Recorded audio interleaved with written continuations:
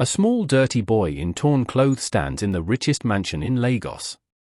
His hands shake as he touches the crying baby. 14 expensive doctors have failed. The billionaire father watches with tears in his eyes. The boy closes his eyes and sniffs the air like a dog. Then he walks to the corner of the room and moves a big toy box. There. He points at the wall. That black thing is killing your baby. Everyone gasps. What did this homeless boy find that 14 doctors missed? Before I continue, kindly subscribe to my channel. Mr. David Thompson owns everything in Lagos: big hotels, many shops, tall buildings that touch the sky. His cars cost millions of naira. His house in Aoi resembles a palace with golden gates and a swimming pool bigger than most people's homes. But all his money cannot help him now. His baby boy Michael is dying. Little Michael cries day and night. He refuses to eat or sleep. His small body burns with fever. Each day he grows weaker, breaking his parents' hearts further. David's wife, Grace, cannot stop crying. She holds Michael close, rocking him back and forth. "Please, my baby, please get better," she whispers. But Michael just cries and cries. David takes Michael to St. Mary's Hospital, the most expensive hospital in Victoria Island. The doctors wear pristine white coats and operate sophisticated machines that beep and flash. They poke Michael with needles, draw his blood, and check everything possible. "We will find what is wrong," the head doctor promises. But after 1 week, the doctor shakes his head. "I'm sorry, Mr. Thompson. We cannot find the problem." David refuses to give up. He takes Michael to another hospital. Then another. And another. He counts them: 6, 7, 8 hospitals. He brings in specialists from America, England, and South Africa, all incredibly expensive, all incredibly smart. None can help baby Michael. By the 14th doctor, David has spent 50 million naira, enough to buy 10 houses. But David doesn't care about money. "I will spend everything I have," David tells Grace, "everything just to let our baby live."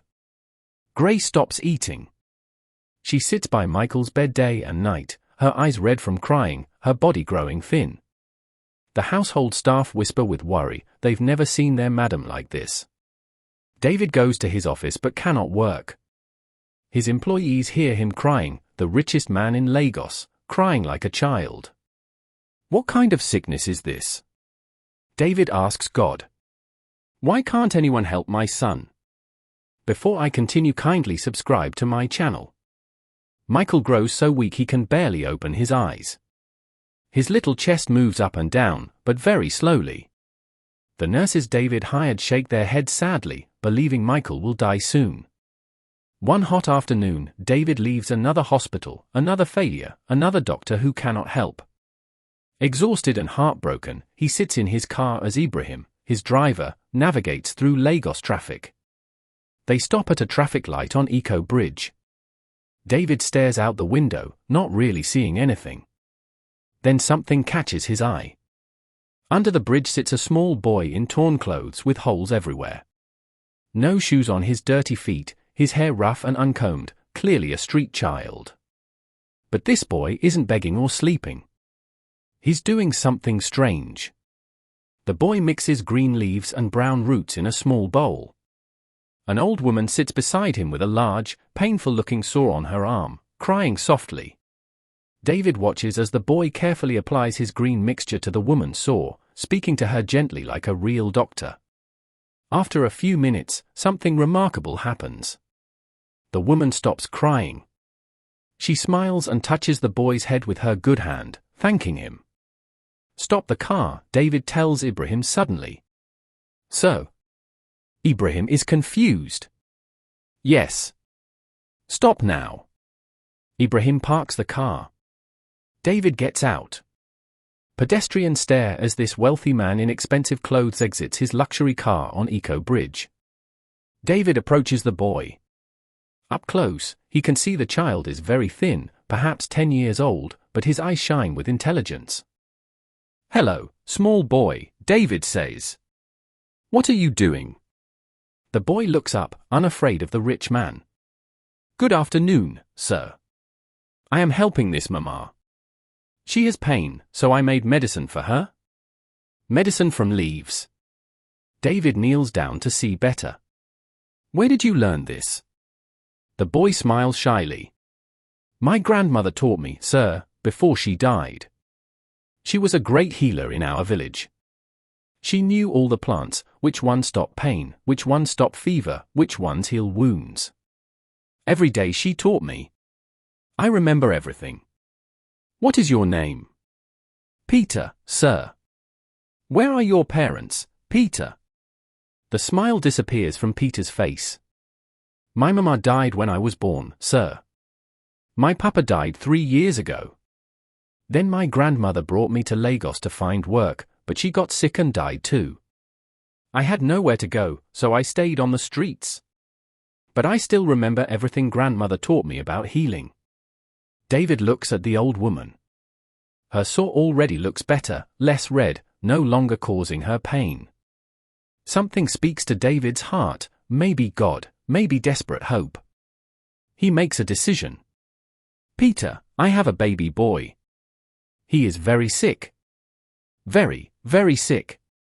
14 doctors, the best doctors in Nigeria and from overseas, they all tried to help him, but they cannot. He is dying. David's voice breaks. Can you try to help him?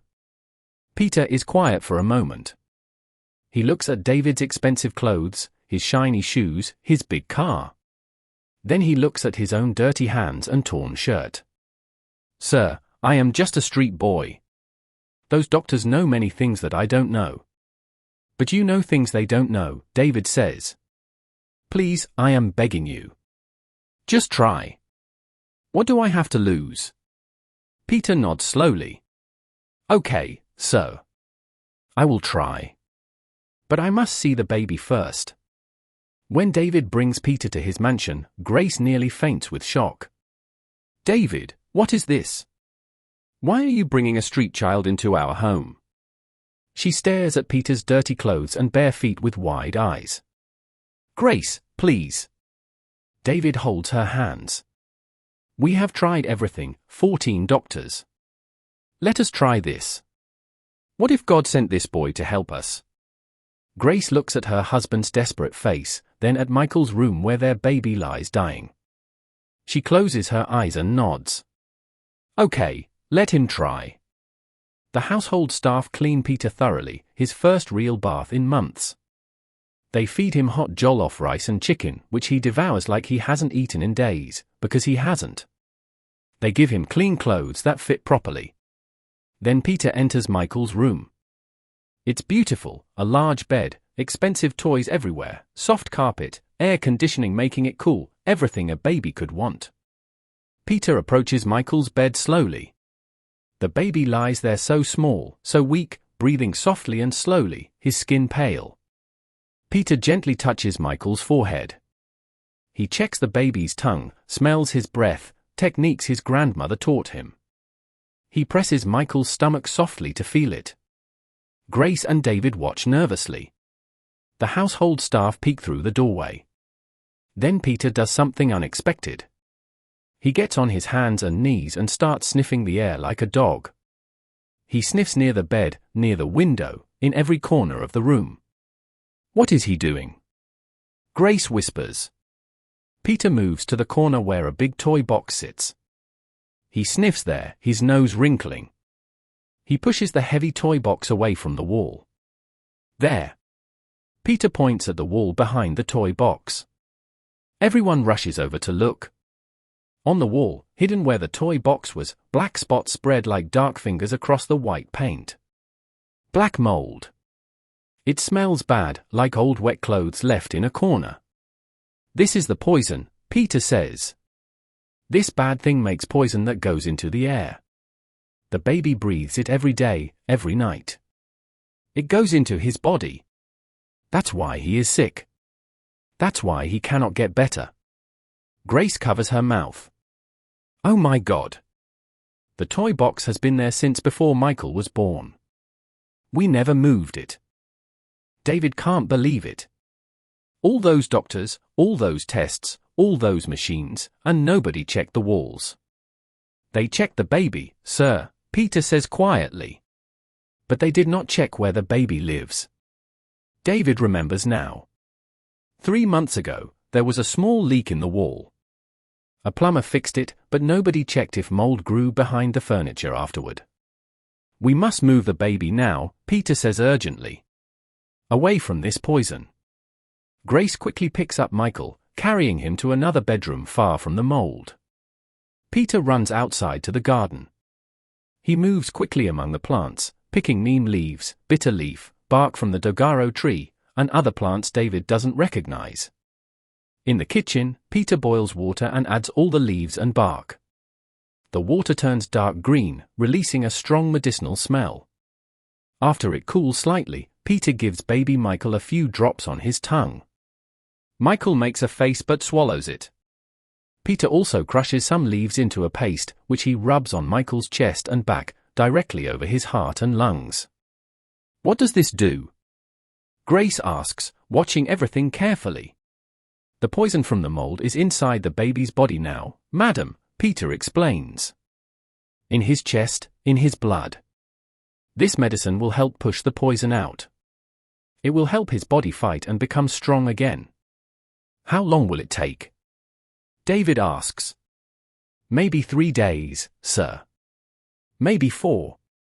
We must give him the medicine 3 times every day, a morning, afternoon, and night. Will you stay here with us? Grace asks. Please, until Michael is better. Peter nods. Yes, madam. I will stay. For 3 days, Peter stays in the mansion. It's like a dream for him, a soft bed, 3 meals daily, clean clothes. But he doesn't forget why he's there. Every morning at 7, Peter gives Michael the leaf medicine. Every afternoon at 2, he gives it again. Every night at 8, he gives it one more time. He changes the paste on Michael's chest twice daily and ensures fresh air flows through the windows. On the first day, nothing happens. Michael remains quiet and weak. Grace starts losing hope, her face falling. Please wait, madam, Peter says. The medicine is working inside where you cannot see. Like seeds growing underground before they break through the soil. You cannot see them, but they are working. On the second day, something small happens. Michael opens his eyes wide, looking around the room. He sees his mother's face, his father, and Peter. David! He opened his eyes. Grace gasps. David rushes over, seeing his son looking at him clearly for the first time in months. He begins crying happy tears.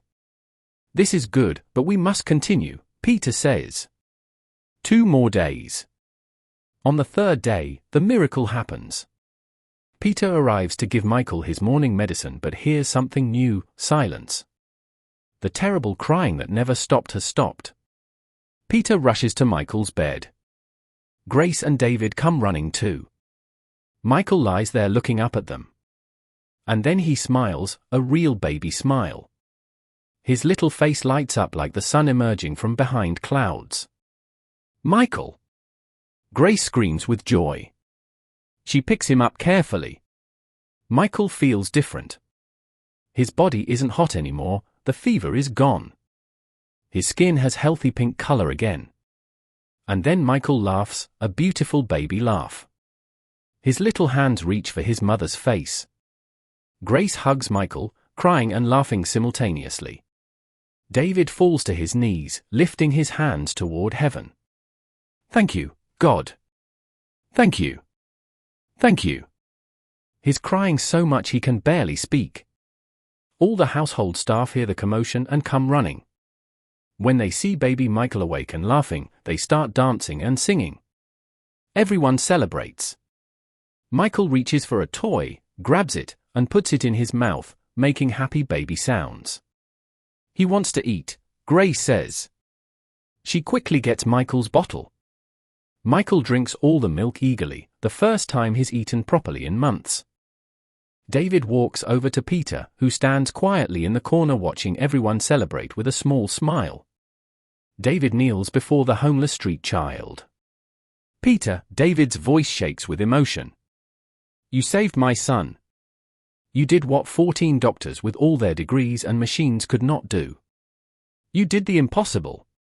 Tears stream down David's face. "How can I ever thank you? How can I repay you?" Peter looks at David, then around at the beautiful house, then at baby Michael, now healthy and happy in his mother's arms. "I am just happy the baby is well, sir," Peter says quietly. "That is enough for me." David shakes his head firmly. "No, no, it is not enough. Tell me what you want." "Money? I will give you money." "A house? I will buy you a house, a car, anything. Just tell me." Peter thinks carefully, his young face becoming serious. Then he says something that surprises everyone. "Sir, I want to go to school." "School?" David repeats. "Yes, sir. I want to learn to read and write properly. I want to study books. I want to become a real doctor, not just with leaves and roots, but with everything. I want to help many people, sir. Not just one or two on the street, but hundreds, thousands of people." The room grows quiet. Everyone stares at Peter, this boy who has nothing, who sleeps under bridges, who goes hungry, who could ask for money, food, a comfortable life, but only wants education. Only wants to help people. David's heart swells with emotion. He stands and pulls Peter into a tight hug. "You will go to the best school in Lagos," David promises. "No, the best school in Nigeria. You will live here with us. You will be like a son to me, Peter. A son. And when you finish school, I will send you to the best university in the world to become a doctor. I promise you this." Grace approaches with Michael. "Yes, you saved our son. Now we will save your future. You are part of our family now." Peter can't believe what he's hearing. Just 4 days ago, he was sleeping under Eco Bridge with an empty stomach and no future. Now he has a family. Now he has hope. Now he has a future. Tears stream down Peter's face. He tries to speak but cannot find words, so he just nods and cries and smiles all at once. David does even more. He gives Peter's plant medicine to scientists at the University of Lagos to study. The scientists discover that Peter was right, his special combination of leaves really does help remove mold toxins from the body. They develop it into proper medicine that hospitals can use, helping many people who suffer from mold-related illness. David also returns to Eco Bridge, finding the old woman Peter was helping. He provides her with a small house and monthly allowance for food. The woman cries and thanks God for sending David. Before I continue, kindly subscribe to my channel. David even hires Peter to teach others about healing plants. Peter becomes famous, newspapers write stories about the street boy who saved the billionaire's baby. But Peter stays humble, never forgetting where he came from. 3 months later, Michael is completely healthy. He crawls around the house, laughs, plays with his toys, and eats all his food. You would never know he was once so sick. Peter now wears a school uniform and carries books. Every morning, David's driver takes him to the best private school in Ikoyi. Peter studies diligently, becoming top of his class. At night, Peter returns home to the mansion, his home now. Grace ensures he eats well. Michael, healthy and strong, plays with Peter like a big brother. David watches Peter and Michael together, smiling. He learned something important: wisdom doesn't only come from expensive places.